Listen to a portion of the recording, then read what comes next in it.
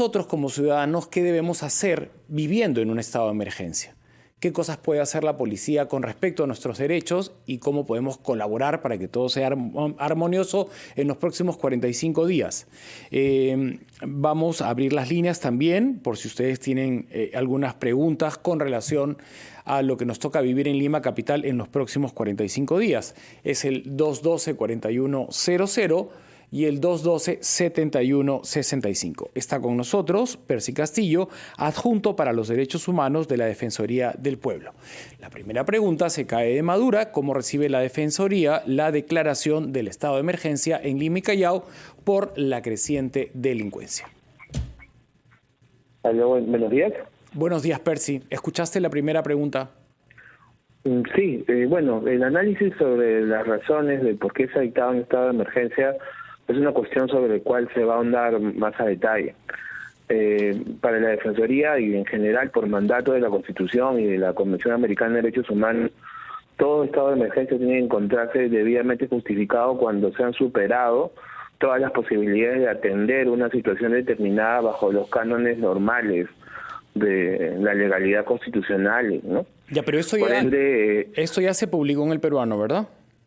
Sí, exactamente, y por ello es que, como se ha ocurrido en situaciones anteriores, también se examina si es que justamente estos elementos, la motivación es suficiente para evitar un estado de emergencia, ¿no?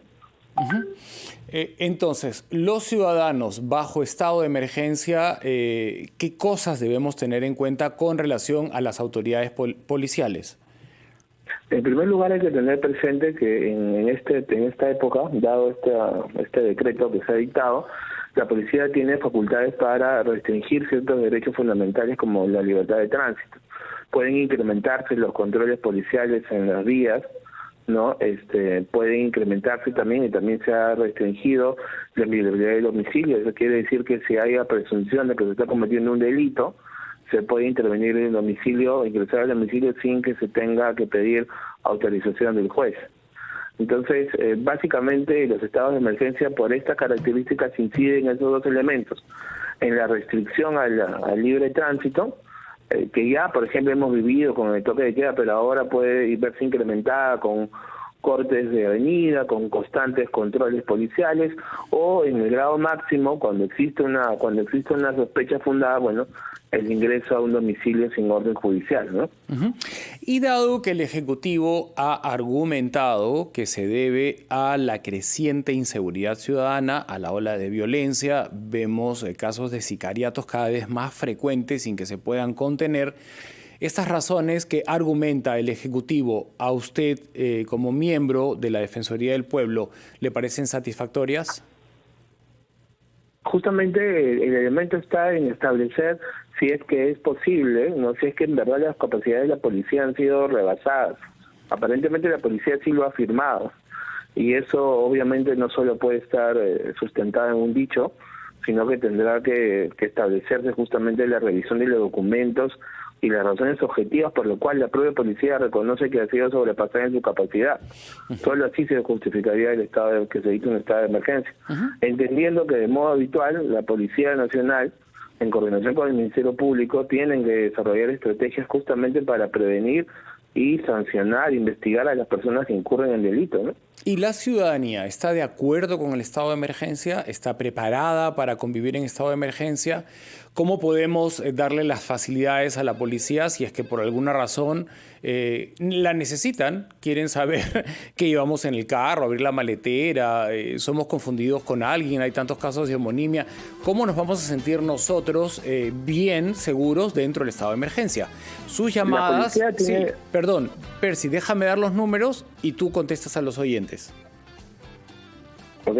Gracias. 212-4100, 212-7165. ¿Querías decir algo brevemente para irnos al gran resumen de la hora y volver con las preguntas de los oyentes? Sí, básicamente que la policía igual tiene deberes muy claros que cumplir en relación a la ciudadanía: identificarse de manera correcta, no señalar el motivo de la intervención y proceder siempre de un modo cortés y respetuoso frente a cualquier ciudadano, ¿no? Claro, apelando al sentido común, ¿no? Si se te olvidó el DNI en estado de emergencia y la policía te lo pide y tú le dices vivo a media cuadra, ahorita lo traigo, ¿qué va a pasar en esos casos? Exactamente, eso es denominado principio de razonabilidad, ¿no? Sí. Vamos a escuchar a nuestros oyentes, ellos tienen todo el poder, a ellos nos debemos y ellos tienen inquietudes y preguntas para la Defensoría del Pueblo. Gran resumen de la hora y volvemos con sus preguntas. Retomo la conversación que había iniciado con el adjunto para los derechos humanos de la Defensoría del Pueblo, el señor Percy Castillo, quien comprenderá que las noticias se suceden unas a otras y que por eso interrumpimos nuestra conversación sobre el estado de emergencia que ya fue publicado en el diario El Peruano y que es declarado para Lima y Callao. Nos estaba también orientando en el sentido de cuánto cambia nuestra actitud a las autoridades durante los 45 días del estado de emergencia que vamos a tener. Señor Castillo, gracias por su paciencia y por su comprensión. Como siempre, un servicio. Bien, y también habíamos abierto las líneas el 212-4100 y el 212-7165. ¿Qué ocurre? Que nosotros somos absolutamente respetuosos de las instituciones y de las autoridades, pero no siempre se aplica el sentido común y entonces existe, ¿no?, el ciudadano que se olvidó del DNI, que vive ahí a media cuadra y podría ir a traerlo. No es que no quiera identificarse, no es que esté huyendo de algún delito, sino es que pasa. Y ahí usted mismo nos explicaba que tiene que prevalecer el sentido común para no perder la armonía en un momento de zozobra o de tensión. Entonces, de una parte y de otra parte, esperemos que las cosas se sucedan con el sentido común y no escapemos a tomar decisiones desde la ira o desde la violencia o desde la frustración.